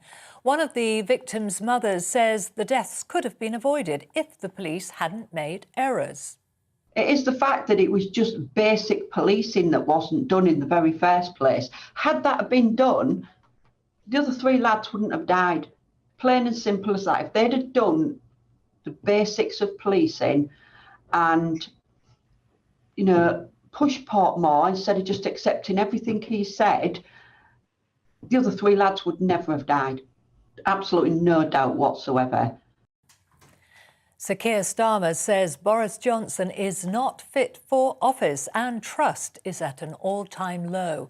He made the comments while meeting residents in Hadston in Northumberland. It follows an investigation into the refurbishment of the Prime Minister's flat in Downing Street and 3 alleged Christmas parties during lockdown last December. Number 10 has announced it's cancelled this year's event. It's absolutely important that we get to the bottom of this. This is just the latest allegation of dishonesty from the Prime Minister. We've had lie upon lie in relation to the parties going on in Downing Street. The Prime Minister is not fit for office. Number of MPs say they'll vote against the new COVID rules next week. That's as Plan B is enforced across England in a bid to slow the spread of the Omicron variant. Masks should now be worn in most indoor settings, including cinemas and theatres, but they're not required in hospitality settings like pubs. The measures come ahead of a return to working from home on Monday and mandatory COVID passports for large venues from Wednesday. Conservative MP Craig McKinley told GBNews he can't support the government. It's rather bizarre that the government's saying, well, you know, we want to take some liberties away, but it's for your own liberty in the future. I don't like the sound of that. I'm not yet convinced. I don't want to go down the path of vaccine passports and mandation. I want a bit more data so that we can make the proper decisions at the right time, because this is going to cost jobs, lives, and mental health and livelihoods. Household contacts of positive COVID cases in Scotland will have to self-isolate for 10 days, regardless of whether they test negative for the virus. First Minister Nicola Sturgeon says she can't rule out further restrictions as a result of the Omicron variant. She warned the country may need to brace itself for a new wave of infections. The fact is that we do face a renewed and a very severe challenge in the face of the new Omicron variant. To be blunt, because of the much greater and faster transmissibility of this new variant, we may be facing, indeed, we may be starting to experience a potential tsunami of infections. In Wales, First Minister Mark Drakeford says everyone aged 18 and over will be offered their 3rd jab by the end of January. He also extended the guidance on face coverings to pubs and restaurants, as well as most indoor settings. WikiLeaks founder Julian Assange is a step closer to being extradited from the UK following a win by the US government in the High Court. Judges overturned a previous ruling that he shouldn't be sent to the US because of a risk of suicide. He's wanted on allegations of a conspiracy to obtain and disclose national defence information after hundreds of thousands of leaked documents on the Afghan and Iraq wars were published. His fiancée, Stella Morris, says they'll appeal the decision. Every generation has an epic fight to fight, and this is ours because Julian represents the fundamentals of what it means to live in a free society, of what it means to have press freedom, of what it means for journalists to do their jobs without being afraid of spending the rest of their lives in prison. I urge everyone to come together and fight for Julian. Julian represents all our liberties and all our rights. I'll bring you the latest headlines in half an hour. Until then, it's back to Nana Akua.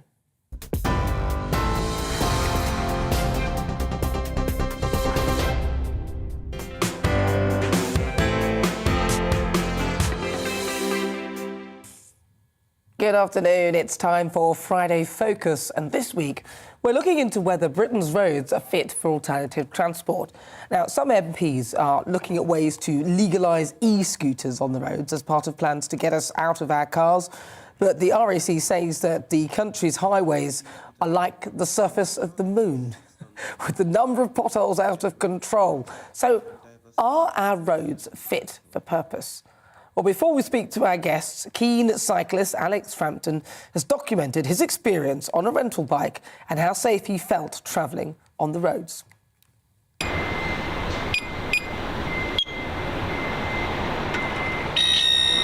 So I'm just stopped now by the side of the busy road, which is the first part of my cycling to work. As you can see, it is pretty packed. There's a lot of cars, so it's really not ideal to have to cycle on. This part of the journey is through Hyde Park, which is probably the best bit because, as you can hear, there's no cars.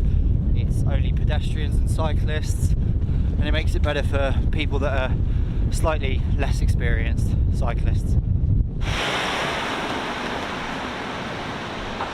I'm now on the last roads up on the approach to Paddington Station. It's quite good in that it is pretty quiet, but in terms of potholes, it's pretty horrendous. When you're on your bike or if you're on an e-scooter, you could cycle around them, and that's what I did, but to be honest, I wouldn't really want to drive up here.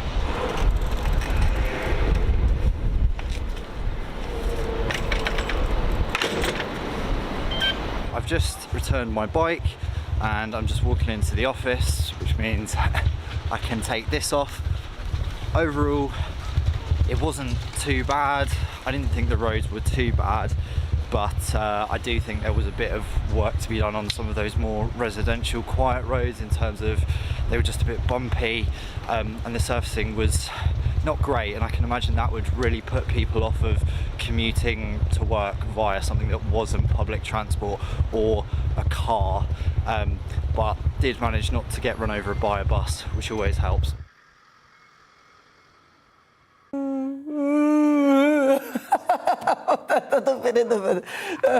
I'm joined by former MP and Department for Transport Minister Norman Baker. Norman, welcome to the programme. Hello. Do you think our roads are really ready to have more people sort of commuting by things like e-scooter and bicycles? Well, some of them are and some of them aren't, as you've heard from that little trip around London. The reality is that people want to cycle. We've got one of the highest ownership of cycles anywhere in Europe. The difficulty is that people don't cycle. Why don't they cycle? Because they don't feel safe on the roads. And one of the reasons is that there is mixed use of our roads in this country to a large degree. People would cycle more with dedicated cycle routes away from the main roads, like your friend did through Hyde Park just there. But there aren't enough of those routes, so that puts people off.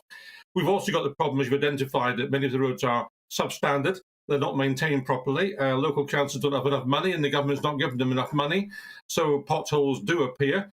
Some of them are so bad that car drivers now worry about their tyres, worry about their cars. That's how bad they are. I have to drive very carefully around my town of Lewis in my 1971 Triumph Herald because I'm worried about damaging that on the roads. We've also got a situation where we've now got e-scooters, as you've mentioned. E-scooters are a good addition, I think, to the transport mix, and they should be legalised, if only to make sure that they are used in the proper place. They should be used on the roads, although there are dangers to that for the users, not on pavements where they're totally inappropriate. So the basic problem is we've got too many vehicles trying to use too little road space, and that leads to conflict. Have you been to somewhere like Amsterdam, where they've got like literally a lane for everything, and it's sort of a little bit scary initially, but once you understand what's going on, it's a lot better. Would you like to see something more like that in this country? Yes, absolutely, Nana. And I've been to Amsterdam when I was cycling minister, actually, to look at what was happening over there, and also to Leiden. Amsterdam, back in the 1970s, had a huge problem with traffic and a huge problem with the safety of cyclists. And if you look at Holland now, it's completely changed. We've now got a situation in Holland where cycling is the predominant form of transport in the cities. Leiden, which I went to, one of the cities in Holland, has at the railway station, I think from memory, 13,000 bikes parked there and only about 10 car parking spaces for disabled access. I mean, that's a complete transformation. So it can be done even in a very small country where there's multiple use of roads. So we started doing that in this country during lockdown. I mean, lockdown was clearly very unfortunate for all sorts of reasons, but one of the things it did do was encourage people to cycle and to walk. And we've now retrenched slightly, with fewer people cycling now. And the reason is that they don't feel as safe. So we have to actually, and this comes from the government particularly, give a clear lead that they want councils, want local areas to prioritise clean forms of transport. And by the way, that includes public transport, because if we can get 75 cars off the road and one bus on, a bus can take 75 people, that's going to free up the roads, including for those motorists who are still there. So promoting public transport, promoting cycling, legalising e-scooters, but in a safe way, then that's got to be the way forward. But it doesn't come overnight, and it requires some investment.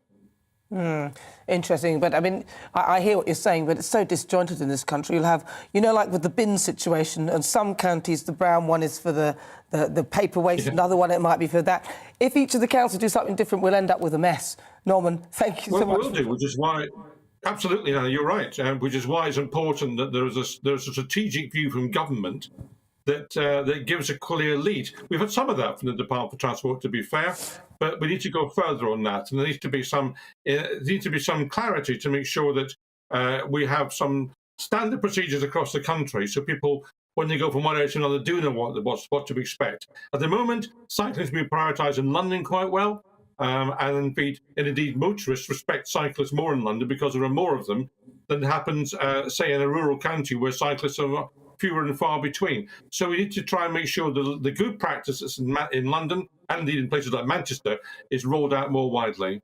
Yeah, and on a sort of more generic way, so that we all do it the same. Norman, thank you so much for joining me. It's Norman Baker. He's the former MP and of the Department of Transport. Right, let's speak to the Director of Campaigns and Political Engagement at the Motorcycle Action Group, Colin Brown. Colin, welcome to the programme. Now, hello there. You've been riding motorcycles since the late 1980s. How safe do you feel when you're riding them, given the state of our roads now? Personally, I feel perfectly safe. Obviously, I'm a very experienced rider by now, so yes, I'm used to the hazards that present ourselves. But certainly, from the perspective of a new rider or somebody who's coming into riding motorcycles, I should imagine that the road network is a very hostile environment. So it's not certainly not one that is inviting people to jump onto a motorcycle these days.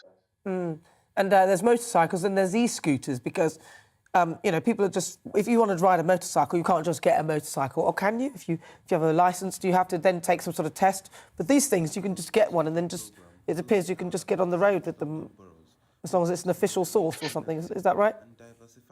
Yes, I mean the e-scooters is quite an interesting situation. I mean, from my perspective, an e-scooter is just a different form of motorcycle. It's two wheels and a motor, so the basic concept is the same.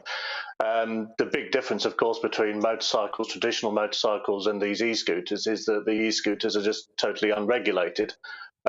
We've got the trials going on where there is some degree of regulation in place, but for the ones that are still currently illegal for private use, they're not regulated at all. So this is where we get the problems, is that there's no requirement for insurance, no requirement for registration of the vehicle, no requirement for training or even an understanding of the basics of the highway code. So yeah, people can use these things without having a clue what to do or how to behave in a safe manner on the roads.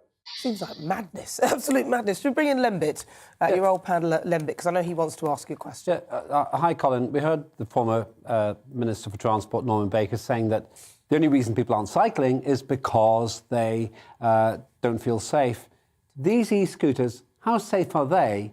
And let me ask you the direct question, how safe is motorcycling? The figures on e-scooters are not in yet, so it's hard to say. I mean, obviously, there's an awful lot of anecdotal evidence, and statistics are beginning to be sort of put together for e-scooters, but so there's not a direct answer that anybody can give. Certainly from the perspective of motorcycling, statistically, we're not at the top of the tree in terms of road safety, but the figures are not particularly different between cycling and motorcycling. Certainly when you look at the killed and seriously injured, the figures for cycling and motorcycling are fairly fairly even across the board. The difference comes in the fatalities, of course. So why does the government, sorry to interrupt you, so why does the government and so many people support cycling and not support motorcycling when obviously you can go further on a motorbike? It's a much more practical way of travelling. Yeah, I mean, this is one of our frustrations. Certainly, we find that cycling is promoted as the one solution for getting people out of their cars, and we've been promoting modal shift to motorcycles for very many years. But this is not something that is accepted by the government because they say that motorcycling is unsafe in comparison with driving a car. But of course, they don't recognise the fact that cycling is also unsafe in comparison with driving a car. So it does seem like an illogical position. Well, listen, Colin, thank you so much for your thoughts. That's Colin Brown. He's the Director of Campaigns and Political Engagement Motorcycle Action Group. Thank you so much. I can tell you, though, that the Department of Transport's figures show that there were actually 484 casualties involving e-scooters in 2020, and one person was killed and 128 was seriously injured, and 355 slightly injured. So I've got some of those stats that we were talking about. Right now, Mark Schaffer, he's the co-owner of Personal Electric Transport, a business which sells e-scooters. He's also on the line. So welcome to the programme. Lovely to have you on board. Thank you. What does the government need to do to make the UK fit for wider use of e-scooters and things? Well, we call it micromobility, which is the idea that we need to shift from relatively heavy motor transport, such as cars and trucks, etc., and consider lightweight, efficient alternatives, which have less of an overhead in terms of environmental damage, and also in terms of our own standard of living in cities and towns in the UK. So we kind of advocate that the government needs to seriously consider investing in infrastructure for all lightweight vehicles, including bicycles, scooters, some sort of lightweight motorbikes, where the line is really blurry. I mean, Colin hit the nail on the head. A scooter is effectively a stand-on motorbike, and depending on how powerful it is and how fast it goes, it's pretty much the same. I mean, the lines are blurred between bicycles and scooters. I mean, they're all kind of part of the same lightweight mix. And Colin is right to point out that MAG's frustration, his own organisation's frustration, that the government hasn't seen that for years in terms of the efficiency gains and prospectively, like a better environment for all of us. I mean, they're very terrible. I mean, how serious are the injuries that these potholes that are about cause? And as a motorcyclist and as an e-scooterist and even as a motorist, actually, I mean, is it a huge problem? Well, I mean, there haven't, fortunately, the casualty figures for e-scooters aren't particularly high at the moment. I mean, I've always assumed that we will see similar rates of accidents to bicycles. There are 150 sort of bicycle deaths, I think, in 2020, or give or take, and many of those were down to the conditions. In fact, the most kind of notorious kind of e-scooter death, which was the first one, was caused by a dodgy manhole cover on a cycle lane. Wow. So it was infrastructure that caused the accident rather than the technology, rather than the scooter itself. Wow. So I think everyone's correct here, including Norman. I think that e-scooters and micromobility could be really important, but the government needs to take it seriously. It's all very well kind of banging on about active transport and all ways that we can assist the government in meeting their kind of obligations towards cops, etc. But they need to put their money where their mouth is. We need a joined-up thinking in terms of cycleways, pathways that we can all use, that we can get across town, even getting across the river. Of course. Well, listen, Mark, thank you so much for joining us. That's Mark Schaffer. He's the co-owner of Personal Electric Transport. So, in response to our discussion on the Department of Transport spokesperson said this: whilst we have some of the safest roads in the world, this government will continue to work tirelessly to ensure that they are safer still. We have recently announced changes to the highway code, meaning those who present the most risk to other road users are given the greatest responsibility in creating a safer travel environment for all. We are also investing £5 billion in safe, active travel schemes as part of our ambitious transport decarbonisation plan, of which £2 billion will ensure that half of all journeys in urban areas are cycled or walked by 2030. Right, so still to come, it's the Great British Debate this hour. The Foreign Secretary says that Britain should be proud of its history, warts and all. Liz Truss says it makes us what we are today. So I'm asking, should we be proud of British history? But first, it's the weather. It's time to remind ourselves there's always another winter. Canary Islands sponsors the weather. Hello again. Cold out there at the moment. It will be turning milder through the weekend, and it's also potentially going to get very windy in the northwest on Sunday night. Most of us will see some rain tomorrow. That's going to come from this weather system slowly edging in from the Atlantic. Weather front out in the North Sea, that has cleared away, and it's left us, well, most of us with some sunshine during Friday, but showers have been coming in and they'll keep going this evening into Wales and northwest England. Elsewhere, most places dry with clear skies, and as the winds ease down, we will see a frost in quite a few locations through this evening. By morning time, though, temperatures in the west will be rising because that weather front we saw earlier will be pushing in. But certainly a cold and frosty start across parts of northeast England and eastern Scotland. Some sunshine here, though, to start the day, but further west, grey and damp. A dismal morning for Northern Ireland, that rain spreading into Scotland. Bit of snow on the tops of the hills, and then that rain pushes into northern England, Wales and southwest England during the course of the day. It doesn't quite reach East Anglia and the southeast until after dusk, so most of the day dry here, but it will be cold in eastern areas, 5 or 6 at best, whereas further west we'll eventually see temperatures getting up into double digits as things turn milder. That milder but wetter weather spreads to all areas on Saturday evening. The rain could be heavy for a time across East Anglia and the southeast during Saturday night. Easing off along the south coast and clearer skies across Scotland and Northern Ireland lead to a largely dry start to Sunday here.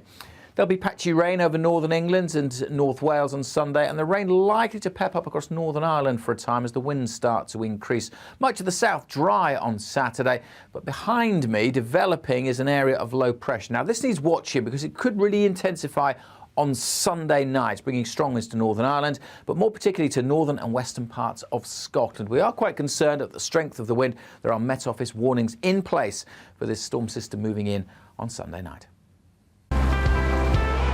Canary Islands sponsors the weather.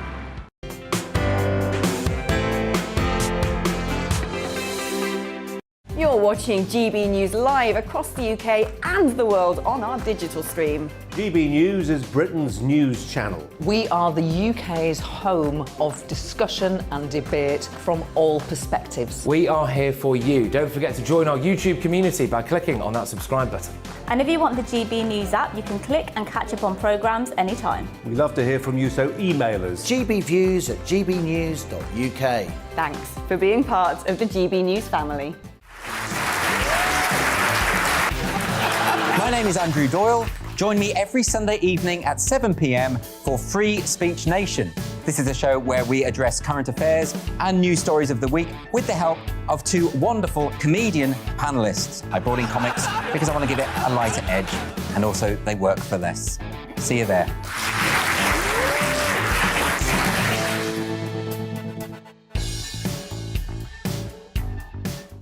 Join my show Farage, 7 p.m. till 8 p.m. Monday through Thursday, and there you will get opinion, analysis, debate, and I'll cover stories that nobody else dares to touch.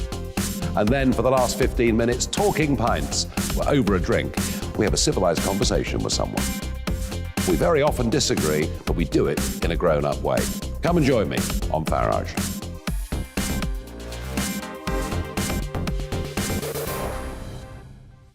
I'm Colin Brazier. I've reported from more than 70 countries around the world, covered wars from Afghanistan to Iraq, from Lebanon to the Balkans. I'm trying to bring that experience, that feel for events, to the studio. And something else. I'm ready to give an opinion. Today's stories with a spark. Brazier from 8 p.m. weekdays on GB News.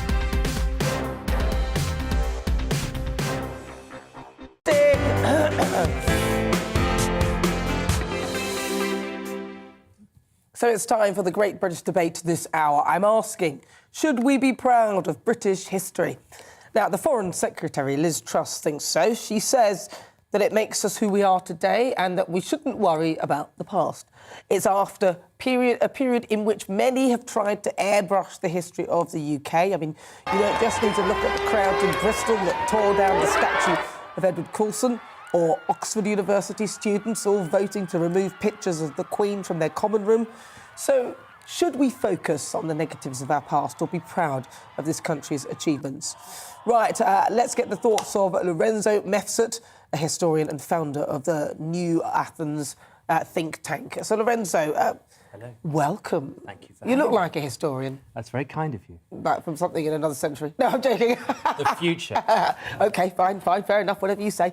What do you think, then? Should we embrace British history? Or what are you thinking when you see these people pulling down statues and cancelling the Queen in the Common Room and things like that? So we heard from Liz Truss at Chatham House in a speech that she was trying to position as her view of geopolitics as a new foreign secretary.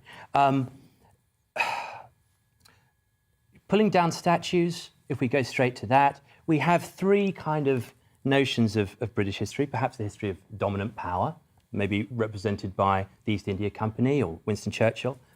We have the debates in Oxford with the statue of Rhodes.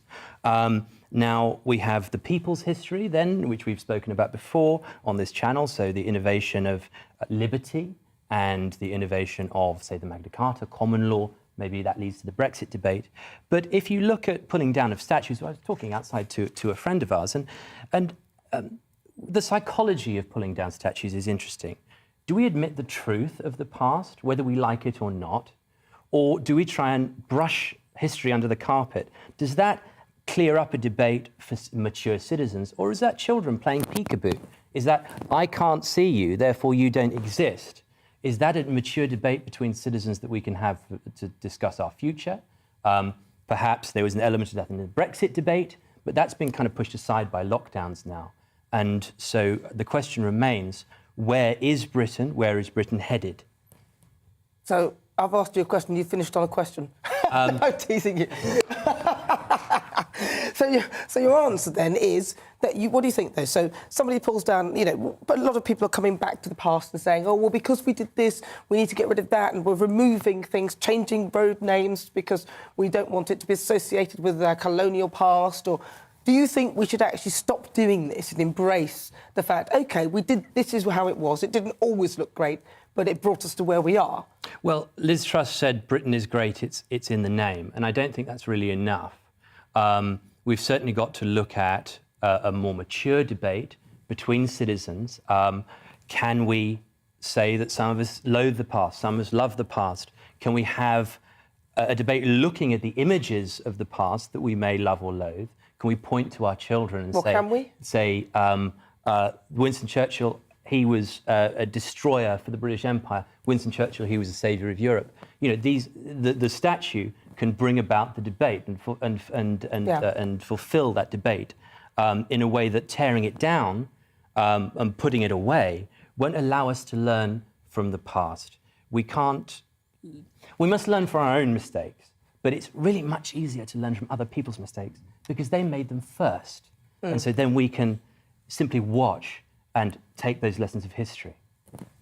Interesting stuff. Lorenzo, thank you so much. I want to ask the panel some questions on this. I want to bring this round to the panel now.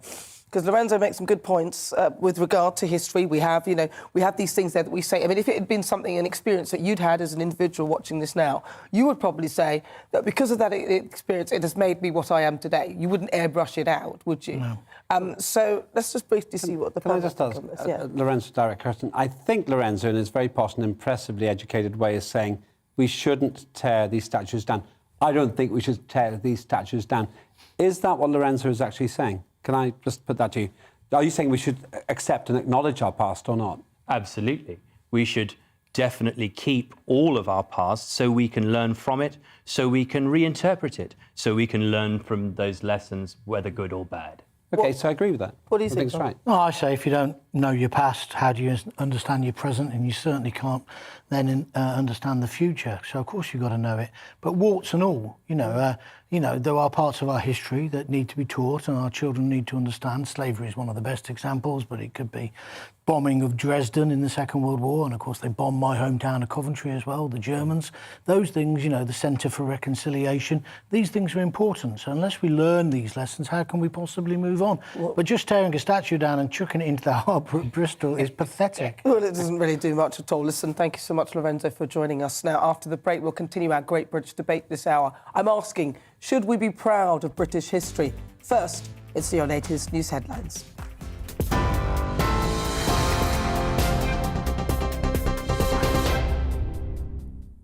Hello, I'm Karen Roberts. Here are the latest headlines. The independent body responsible for handling complaints against police is considering reopening the investigation into serial killer Stephen Port. An inquest found officers in East London missed opportunities to catch Port, and mistakes probably contributed to the murders of 4 young gay men.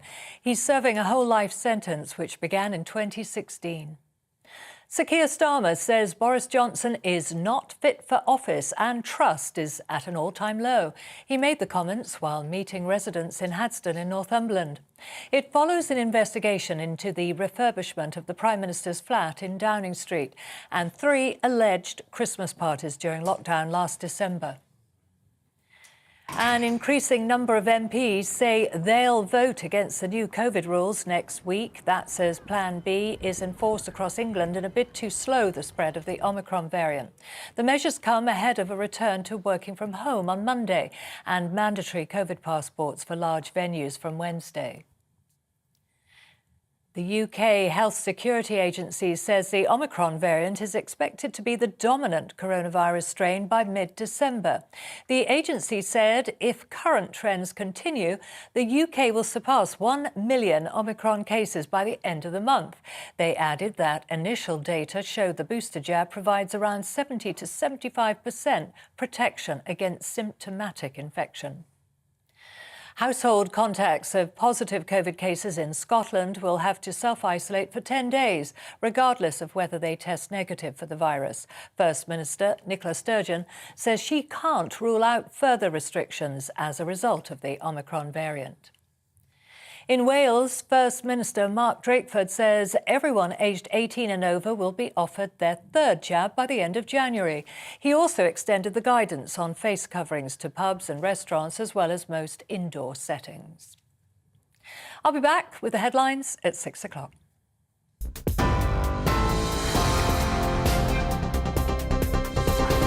You're watching GB News live across the UK and the world on our digital stream. GB News is Britain's news channel. We are the UK's home of discussion and debate from all perspectives. We are here for you. Don't forget to join our YouTube community by clicking on that subscribe button.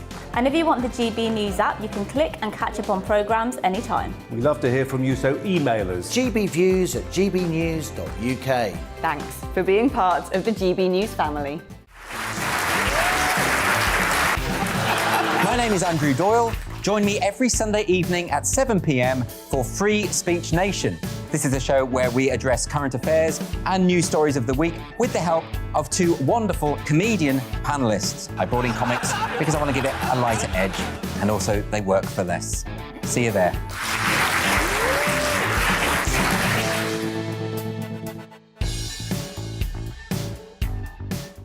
Join my show Farage, 7 p.m. till 8 p.m. Monday through Thursday. And there you will get opinion, analysis, debate, and I'll cover stories that nobody else dares to touch. And then for the last 15 minutes, talking pints. We're over a drink. We have a civilised conversation with someone. We very often disagree, but we do it in a grown-up way. Come and join me on Farage.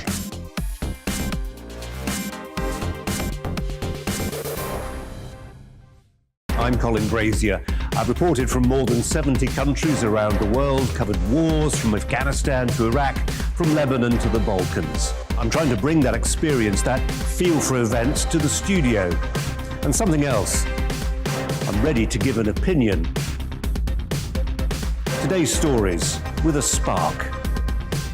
Brazier from 8 p.m. weekdays on GB News.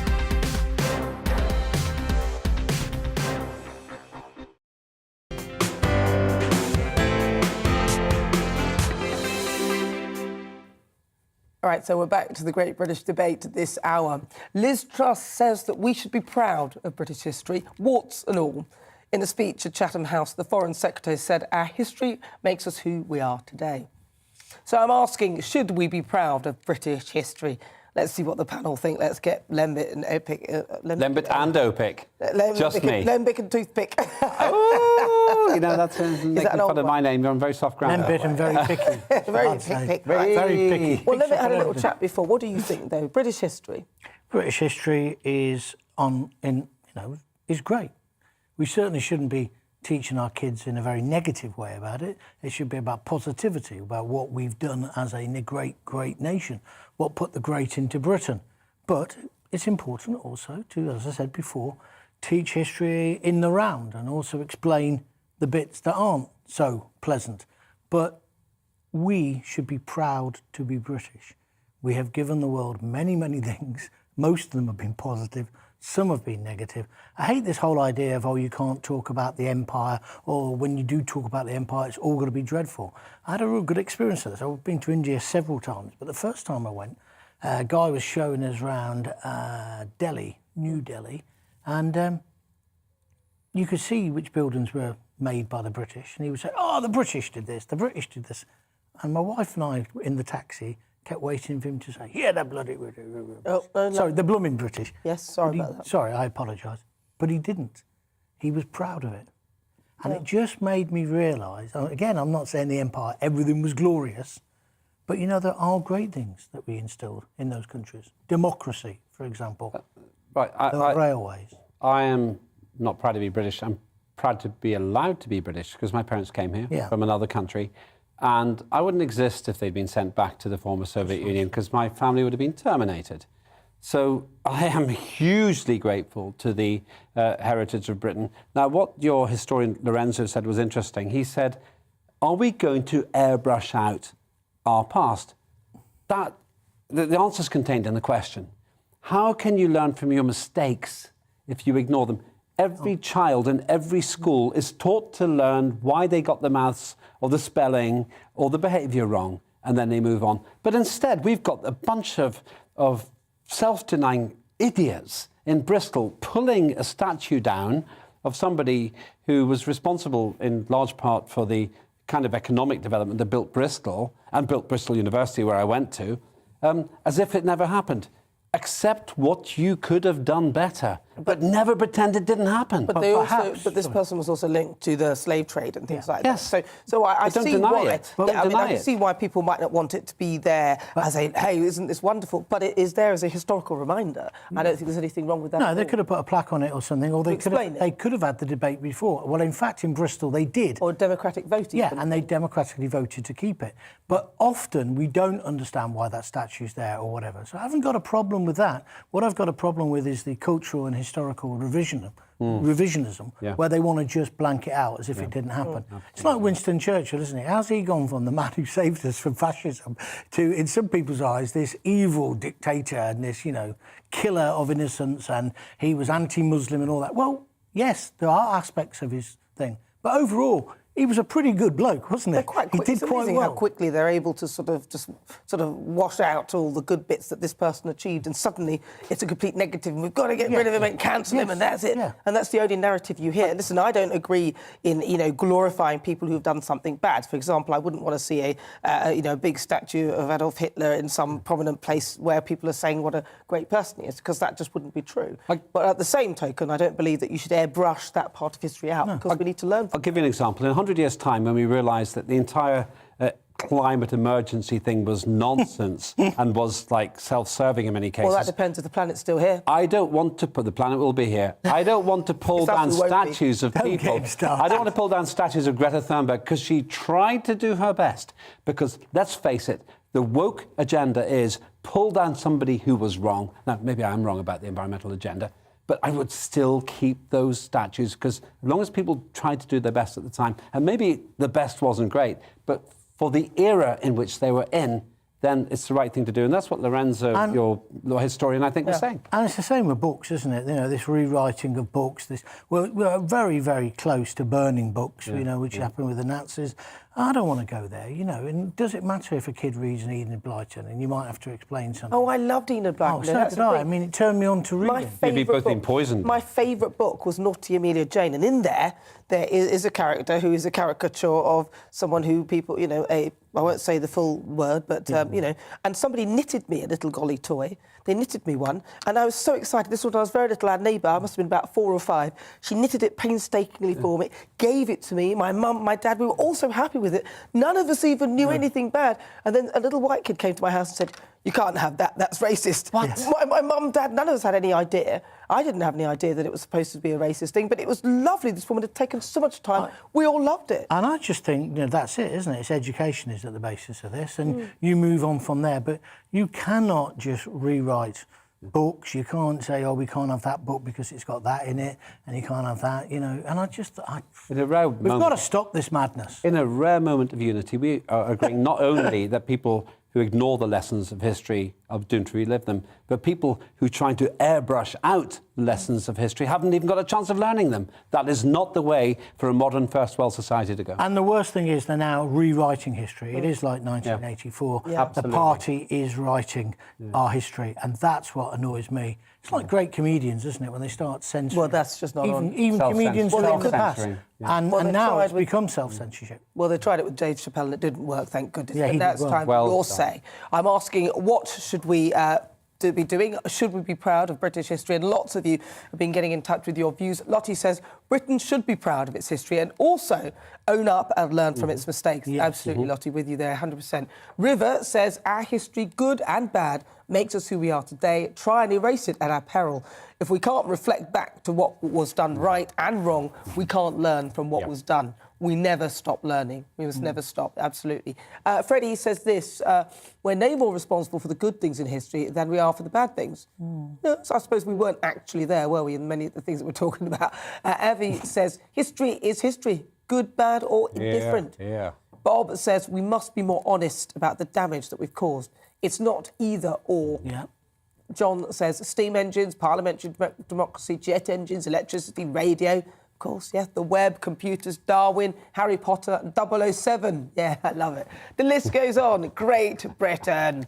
See, they've got some good points there, absolutely. No, I totally agree. Britain have done, I'm so proud to be British. I'm very, very proud of it. I'm also proud of my, you know, my African history, of which I don't know as much as I should do, but I'm proud of that. And so you should be. You should be proud of your cultural heritage. It doesn't mean you're not British. Of course it doesn't. And I never said that. You know, that's why everybody wants to come to Britain. But you can be both. It's a great country. Well, I was born in Newcastle. It's a wonderful city. I love it. Arguably, Procter & Gamble, in case I ever need a job there again. Arguably, Britain... see that, fighting talk. Arguably, Britain invented the concentration camp. Big debating point, not a great thing. But Britain also, in the context of my family's history, helped Estonia in the War of Independence, lost over 100 British servicemen. Nobody is perfect. Are we going to ascribe some kind of perfection to a state where we can't even do it ourselves?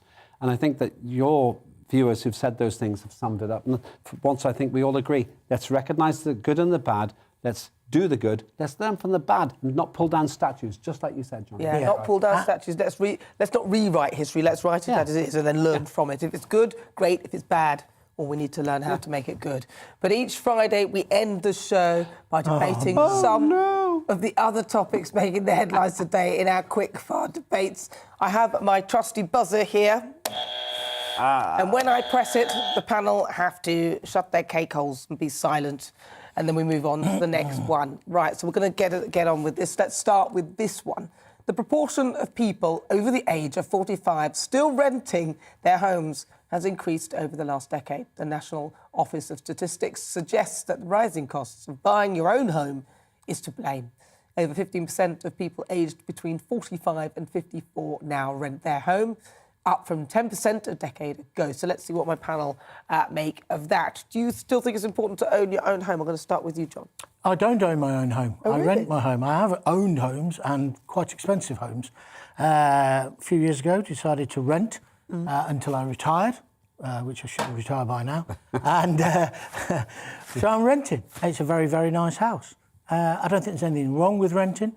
There were some Conservatives, post-Maggie Thatcher, after the property-owning democracy, that turned the idea of renting as if it was a second-class citizen. And certainly they made council houses have a stigma. Well, I was brought up in a police house, which is the same as a council house.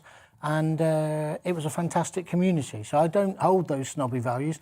And it's weird because if you look at other countries, if you look at Germany, for example, it's a huge rental sector. So I think we've got to be careful about this.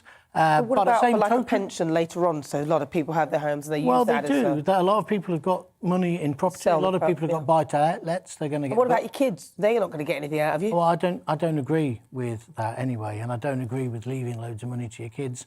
I'm a bit like Richard. No. How do you know I haven't got money? I'm teasing. I know you are. But what I'm trying to say is, you do understand that property can go up and go down. It's a bit like shares.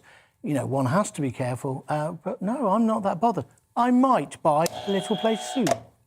So you eventually be doing it? I never realised what a big socialist John is, but then you come from the relative north, and I respect that. I come from the Midlands. I'm a working class person. It's north of here.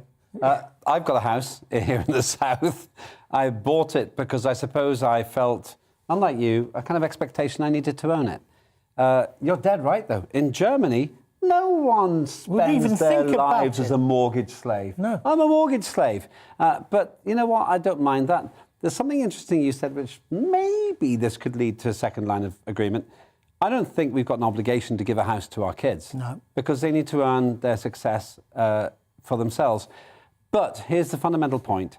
Is it right for us to be in a situation where we don't have the choice? We're in a situation now in this country where a lot of people I know who are relatively wealthy, certainly in London, can never afford to buy their property. There's not enough property. What's gone wrong in this country? And so I draw the line. That's in London, though. And I mean, there's astronomical prices. And I mean, if you go other parts of the world, so you go somewhere like Wales, has fantastic property at brilliant prices. And you go somewhere further up north, Newcastle, Yorkshire, other parts of the country where you can get a very good value home.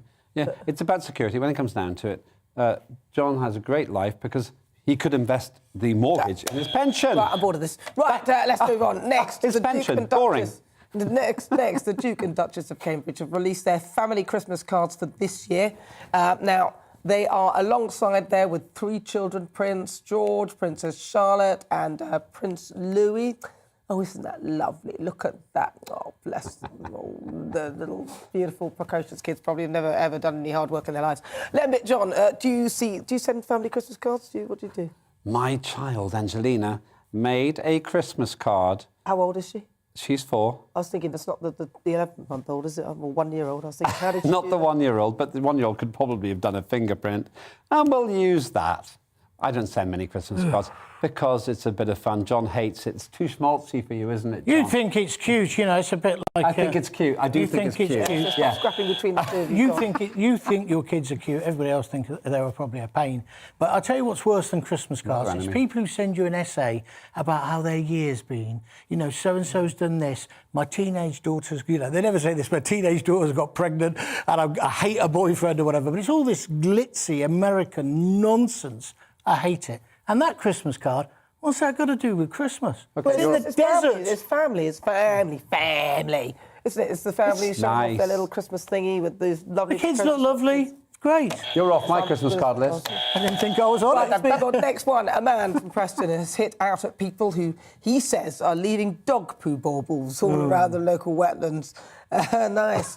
Now, Grimsar Wetlands is regarded as a biological heritage site due to the amount of rare species that come to nest. The status of the area is held dear by locals and volunteers, which is why this particular man wanted to raise awareness of the dog fouling. So let's see. What do my panel make of that? How do you think we should punish people who leave dog poo lying around? Well, they have a dog, don't you? I was going to say, yeah, I've got a dog. I'd say chop their hands off, but they obviously haven't got any hands because they can't pick up the dog's own poo. And also, they put it in a bag, and if they left it on the ground till when they came back, and I've seen them hang it on fences and stuff, why don't they pick it up on the way back? Do they think it magically disappears? So what, people pick up the dog poo, put it in a bag, then hang the bag? They have these little bags, and then, you know, I go walking down the canal a lot, and they put it on the towpath by the side. And then as you come back, you'd have expected it to be picked up. It doesn't get picked up. And so then you've got 2 things. You've got the poo and you've got the plastic bag. And it's just wrong. And they give all dog owners a bad rep for this. But also, you know, we've got a ridiculous situation where I live, where they've got dog poo bins in the parks. They're taking them out because they're being used too much. Rather than, honestly, rather than putting more in. You're making that up. I am not making it up. I don't have a dog. Poo, dog poo, and any other poo is a fertiliser if you live in the right place, like in space. But all I can say, I had to put that in there. Are we taking another dog to space? Dogs in space. Yeah. Could be a film, could be a Pigs sequel. in space, but when it comes, yeah, that's true. When it comes down to it, it's about common sense. If poo is in the middle of nowhere where you don't expect people to stand in it, it's fine. No, it's the pavement not so good. clear it Oh, up. You you're can clear such your a own dog bigot. Right. Dog bigot. That's what you are. Right, dogs don't like me anyway. Listen, the hotel I can chain, see why. moving on. The hotel chain Travelodge has revealed the strangest requests made by its guests this year. A customer asked the team at one branch if they could have a children's paddling pool so their pet fish could have a spacious bed for the night. Another asked staff to sing next door to them so that they could check if the room was quiet. It's almost as silly as sort of singing. You can sing in a shop without a mask, but that's anyway. What's the strangest thing that you ever asked for at a hotel or restaurant? Those are both mine. Yeah, I asked for those two things. No, I can't back that up. It was the cheeky girls, though, he wanted to sing in the next room. Is that right? Hey? Perhaps not for their singing, let's be honest. Too soon. Too soon, John. We've peaked too early. Yeah, no, it's not that. No, go on. Get on with it. Basically, my little Angelina, when she was 2, she used to rock forwards and backwards like this. We were on the 2nd floor once. And all the people downstairs could hear her. And we got a complaint. Because they thought it wasn't my child, it was something else. Thought it was something else. So the request wasn't from me, it was from people downstairs. Could Mr. Opick, or whoever they thought was upstairs, and whoever else was there, stop making that noise? Right, John. I haven't really got one. I spoke about this yesterday on Michelle's show, and I said that I did find once in that very posh hotel they used for the G7 or whatever it was. The Grove? In St Ives. Oh, that one. Yeah, it used to be a horrible place. Well, I went there 25, 30 years ago. Get into the room. What do? You check the bed first, don't you? Make sure it's clean because it was cheap. Is that what you do? Is it? Yeah, I always check the bed. I do as well. No dog poo. No. Wait for the punchline. Sorry. And then I always look in the teapot as well, just to see if that's clean. I found a pubic hair in the teapot. I don't believe you. Thank you. You don't have to believe me. Taxi. Right, so on today's show, we've been asking, after the Health Secretary Sajid Javid said it's unethical, are you in favour of mandatory vaccination?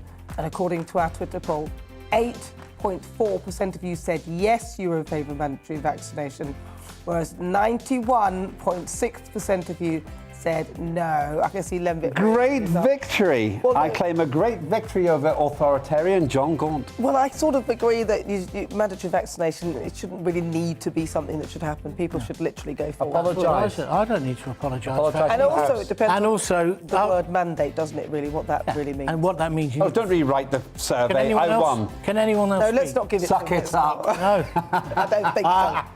I've got to say, listen. It's going to happen anyway, Lembit, and then you'll be laughing the other side of your smug face. Well, exactly. Right, listen, I've got to say thank you so much to my panel. Lembit Opick and also John Gaunt, thank you so much. Wonderful. It's been a pleasure. And listen, I've got to say a big thank you to you for joining me. It's fantastic. Thank you for all your great responses. I am back tomorrow between 4 and 6 p.m. with Calvin and also I think it's Leo. Enjoy. It's the weather next. Thank you.